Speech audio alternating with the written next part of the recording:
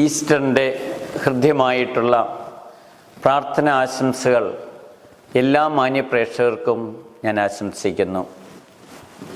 ഉത്തരനായ യേശുവിൻ്റെ സമാധാനവും സന്തോഷവും നമ്മുടെ എല്ലാവരുടെ ജീവിതങ്ങളിലും എന്ന് നിലനിൽക്കട്ടെ എന്ന് പ്രാർത്ഥിക്കുന്നു. 3 ചിന്തകൾ ഈസ്റ്ററുമായിട്ട് ബന്ധപ്പെട്ട് നിങ്ങളോട് പങ്കുവയ്ക്കാൻ ഞാൻ ആഗ്രഹിക്കുകയാണ്. ഒന്നാമത്തേത്, അസത്യവും അനീതിയും അഴിമതിയും തിന്മയും വിജയിക്കുമ്പോൾ ഓർക്കണം, അവയ്ക്കൊക്കെ നൈമിഷികമായിട്ടുള്ള വിജയമേ ഉള്ളൂ.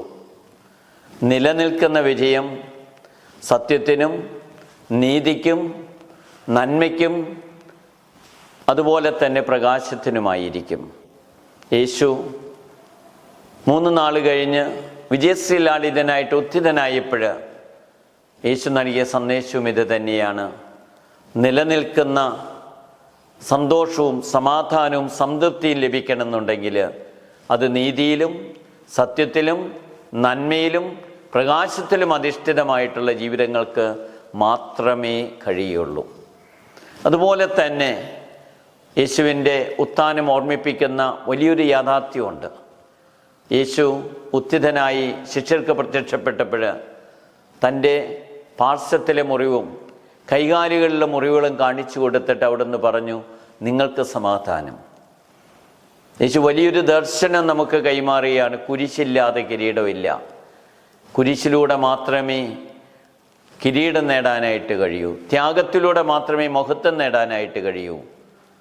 അതുപോലെ തന്നെ ജീവിതത്തിലെ അധ്വാനത്തിലൂടെ മാത്രമേ വിജയം നേടാനായിട്ട് കഴിയൂ.